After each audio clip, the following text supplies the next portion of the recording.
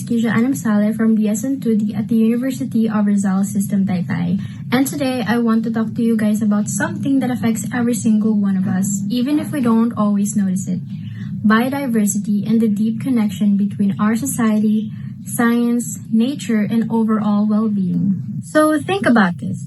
When was the last time you appreciated a tree for just standing there, providing oxygen? Or when was the last time you thought about how the smallest insect plays a crucial role in our ecosystem? Most of the time, we go about our lives without realizing how interconnected we are with the natural world. But the truth is, without biodiversity, we wouldn't even exist. Our health, economy, culture, and future all rely on it. So in this lecture, we're not just gonna scratch the surface. Sure, we'll talk about what biodiversity is and why it matters, but we'll also explore its deeper significance, how it sustains life, how human activities impact it, and most importantly, how we can work toward a balance between development and nature conservation. And we'll also discuss symbiosis, not just in nature, but in how science, society, and well-being rely on each other. So if you think biodiversity is just about plants and animals, think again. By the end of this discussion, I hope you'll see that it's about us too.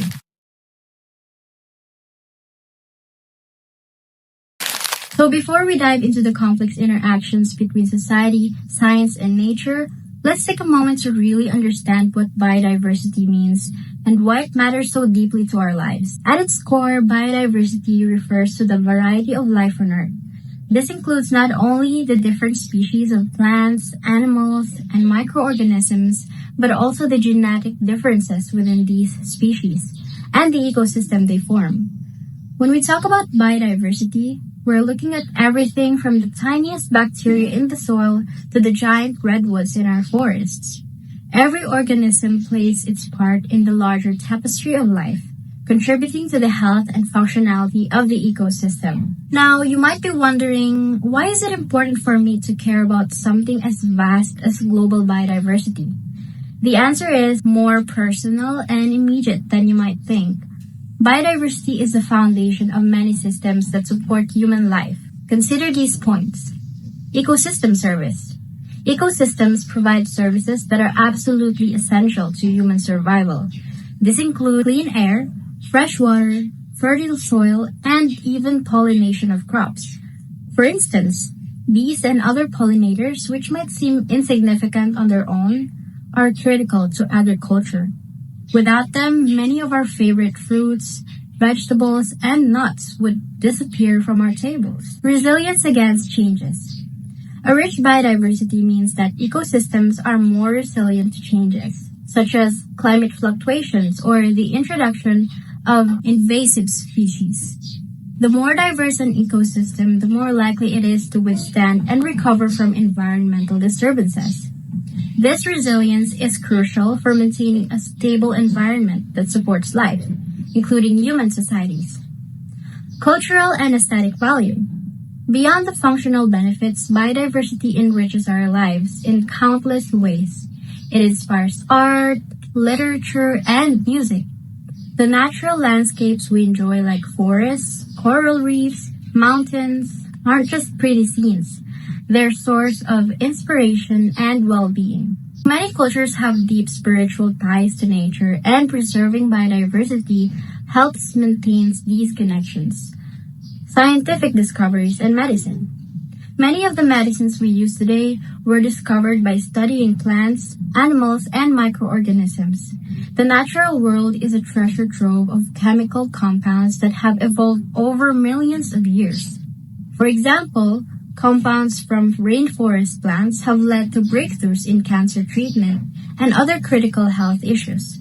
Protecting biodiversity ensures that we continue to have access to this vast reservoir of potential cures and innovations. Understanding these aspects helps us see that biodiversity isn't just about nature in isolation. It's about interdependent network that supports everything we do. As we continue this lecture, I want you to keep in mind that every element of biodiversity, no matter how small, has a role in the grand scheme of life on our planet. Moving beyond the basics, let's delve into some of the more complex interactions within ecosystems. One fascinating concept is that of ecological balance. An ecosystem is a delicate balance of organisms interacting with their physical environment. Predators keep prey populations in check, decomposers recycle nutrients, and plants provide oxygen and food.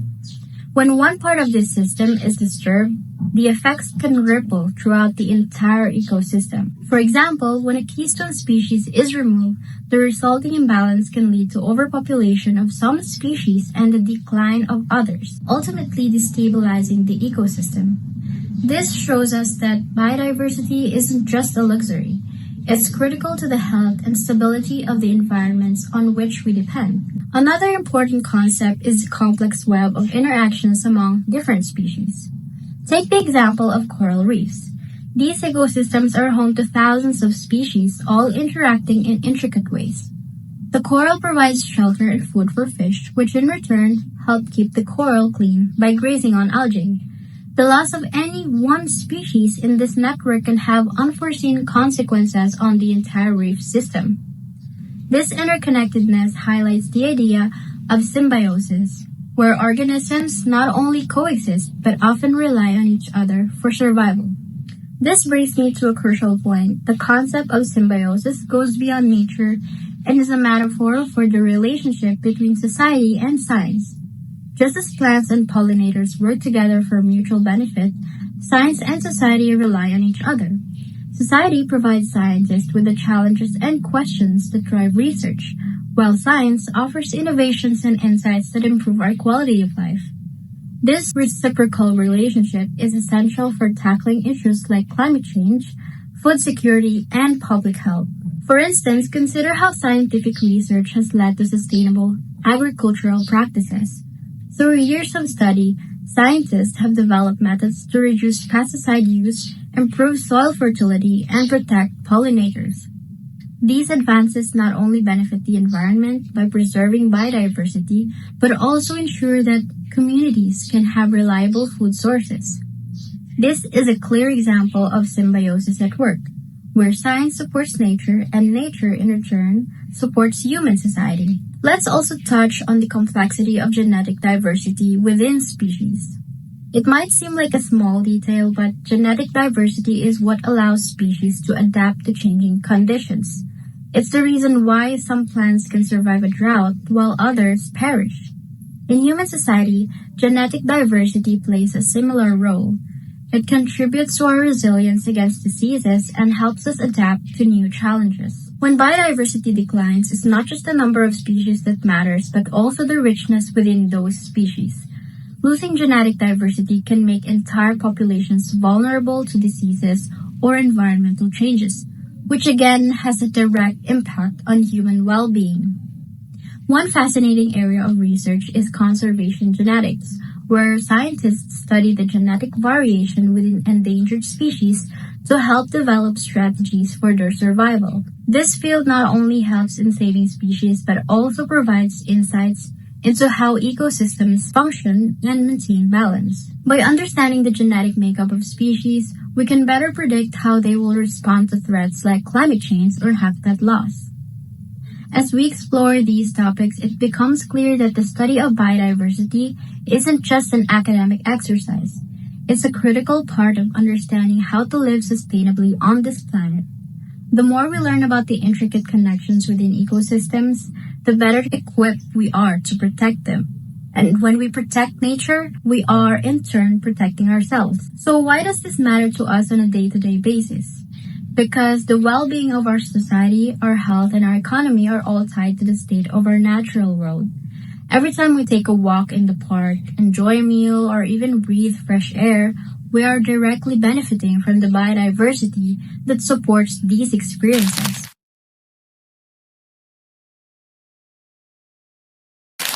Now that we've established why biodiversity is crucial, let's take things a step further.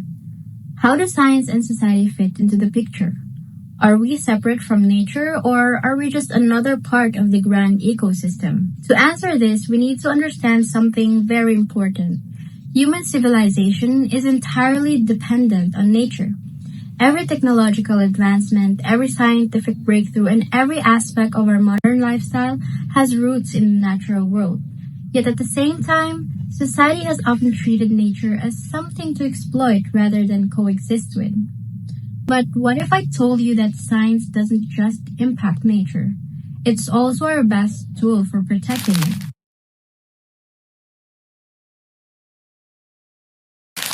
Science has always been about discovering how things work, and this includes nature. Through scientific research, we've uncovered how ecosystems function, how species interact, and how human activities affect biodiversity.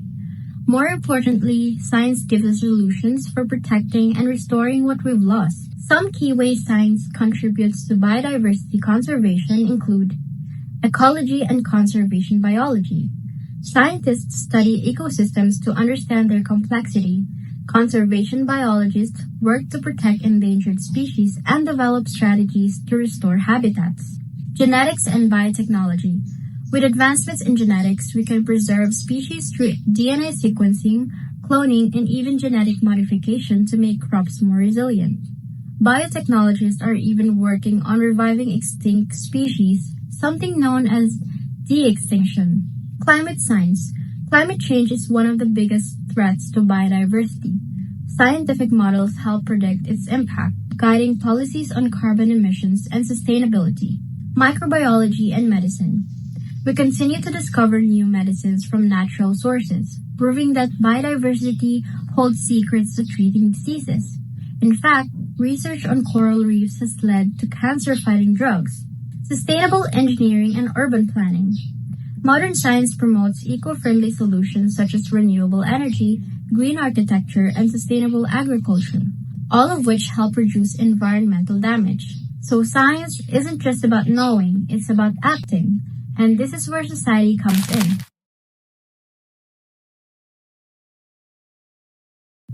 We often see nature and human society as opposing forces, but in reality, we are part of the same system. Everything we do, from building cities to farming crops, has an impact on the environment. But let's be honest, we've done more harm than good. Deforestation for agriculture and urbanization. The Amazon rainforest, known as the lungs of the earth, is being cleared at alarming rates for cattle ranching and soy farming. This not only destroys habitats, but also releases massive amounts of carbon dioxide into the atmosphere. Industrialization and pollution. The rise of industries brought economic growth, but also introduced toxic waste, air pollution, and water contamination, leading to the destruction of ecosystems. Ocean exploitation and plastic pollution. Overfishing has led to declining fish populations, and plastic waste has become a global crisis. Right now, there are entire islands of floating plastic in the ocean. But here's the twist. Society is also capable of repairing the damage. In recent years, we've seen reforestation efforts, renewable energy adoption, and stricter environmental laws, proving that humanity can live in harmony with nature, if we choose to. So what does this symbiotic relationship actually look like? Let's break it down into 3 types of symbiosis: mutualism, commensalism, and parasitism.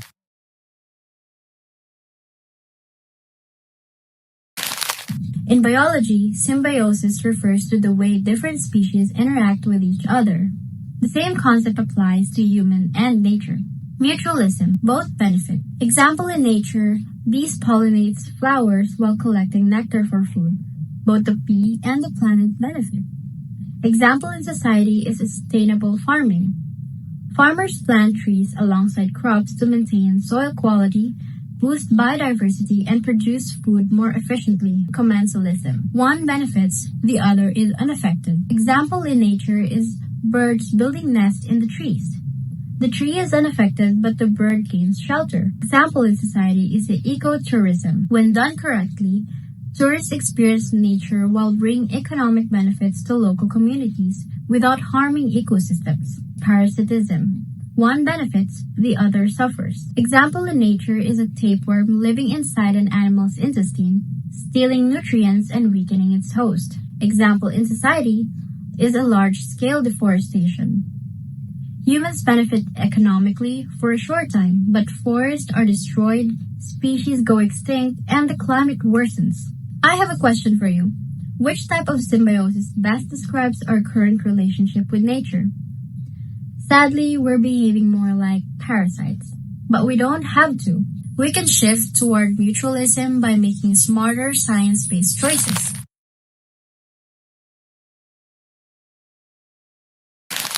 So far, we've talked about what biodiversity is, why it matters, and how human society interacts with it, both positively and negatively. Now the big question is, what can we do about it? The truth is, saving biodiversity isn't just the responsibility of scientists, environmentalists, or governments. It's something all of us can contribute to. Whether you're an individual, part of a business, or working in policymaking, there are ways to restore and protect our natural world.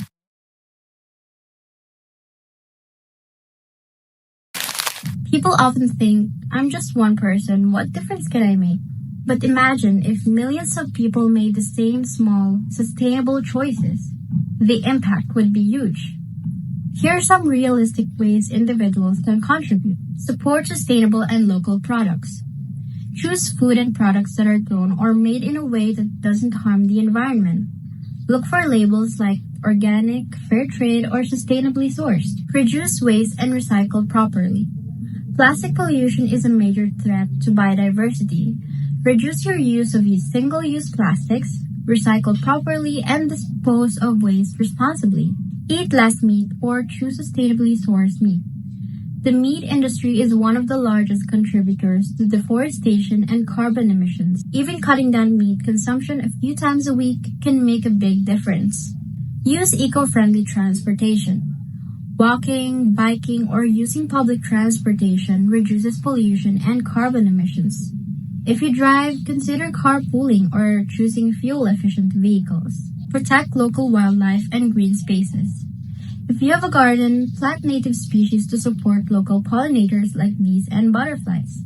Avoid using harmful pesticides. Raise awareness. Share information about biodiversity conservation. Educate your family and friends. The more people understand, the more likely they are to take action. These actions may seem small, but if millions of people adopt sustainable habits, it can create massive positive change.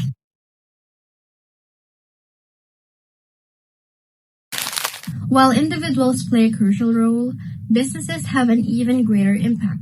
They are responsible for much of the resource consumption and pollution we see today. However, many companies are now shifting towards sustainable practices because consumers are demanding it. Some key ways businesses can help include sustainable manufacturing. Companies can use renewable energy, reduce waste, and adopt eco-friendly materials in their production processes. Eco-friendly packaging. Many businesses are switching to biodegradable or reusable packaging to cut down on plastic waste. Green supply chains. Businesses can choose to source raw materials from ethical and sustainable suppliers, reducing environmental harm. Investing in conservation.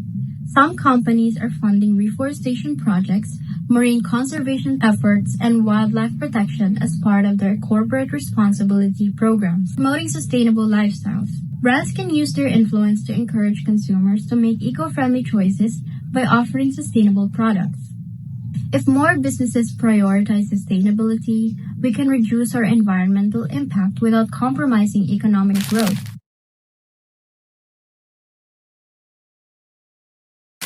While individuals and businesses are important, governments have the power to enforce large-scale changes through laws and policies. Some key actions governments can take: stronger environmental laws. Governments can restrict deforestation, regulate pollution, and protect endangered species with strict laws and enforcement. Expanding protected areas. National parks, marine sanctuaries, and conservation reserves help protect ecosystems and give species safe habitats. Investing in renewable energy. Moving away from fossil fuels and supporting solar, wind, and hydroelectric energy reduces carbon emissions and fights climate change. Promoting sustainable agriculture. Governments can support organic and regenerative farming that preserves soil and protects biodiversity. International cooperation. Since environmental problems affect the whole planet, Countries must work together through agreements like the Paris Climate Accord and the Convention on Biological Diversity. Strong policies are necessary to guide both businesses and individuals towards sustainability.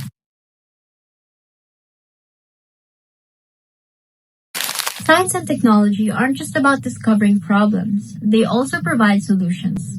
Here are some amazing innovations helping to protect biodiversity. Drones and satellites for conservation. Scientists are using drones to monitor forests, track endangered species, and detect illegal activities like poaching. Artificial intelligence or AI in ecology. AI can analyze massive amounts of data to predict climate changes, identify threats to biodiversity, and even detect illegal deforestation in real time. Biotechnology for environmental restoration. Scientists are developing biodegradable plastics, lab-grown meat, and genetically modified crops that require fewer resources. Ocean cleanup technology.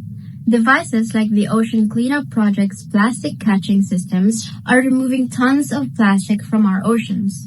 These advancements show that science can be a powerful ally in the fight to protect biodiversity.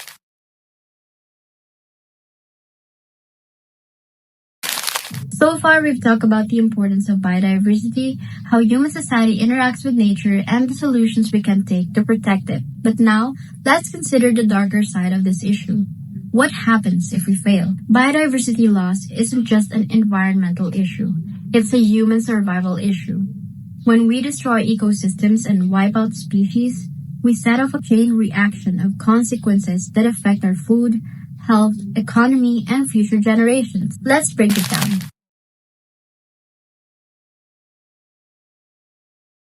One of the biggest dangers of biodiversity loss is ecological collapse. Every ecosystem is like a web. If you pull out too many strands, the whole structure falls apart. Pollinator decline and food shortages. Bees, butterflies, and other pollinators are responsible for pollinating 75% of the crops we eat. If these species disappear, global food production would drop drastically, leading to hunger and economic crisis. Coral reef destruction and fisheries collapse. Coral reefs are home to over 25% of marine species and support millions of people through fishing and tourism. Rising temperatures are causing coral bleaching, killing off reefs and leaving entire communities without food and income. Soil degradation and desertification. Intensive farming, deforestation, and pollution are damaging soil, making it harder to grow crops. Once fertile lands are turning into deserts, forcing millions of people to migrate due to food and water shortages. When key species disappear, entire ecosystems crumble, affecting everything, including us.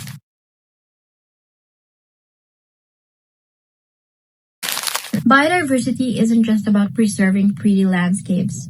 It actually protects us from deadly diseases, zoonotic diseases, animal to human viruses. When we destroy habitats, wild animals are forced into closer contact with humans. This increases the risk of viruses jumping from animals to people, leading to outbreaks like COVID-19, Ebola, and SARS. Loss of natural disease control. Many predators like bats, birds, and frogs help keep insect populations like mosquitoes in check. If these predators disappear, we could see massive increases in disease-carrying pests, leading to more malaria and dengue outbreaks. Biodiversity acts as nature's immune system. When we destroy it, we expose ourselves to new health risks.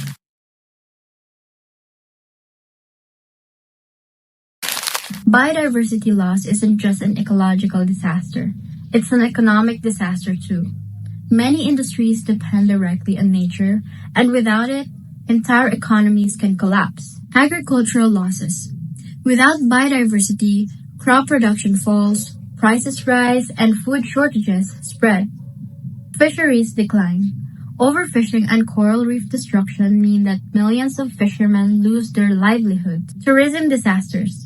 Destinations like tropical rainforests and coral reefs attract millions of tourists. If they disappear, so do billions of dollars in revenue. A 2020 report by the World Economic Forum estimated that more than half of the world's GDP, or $44 trillion, depends on nature. If we lose biodiversity, we lose economic stability.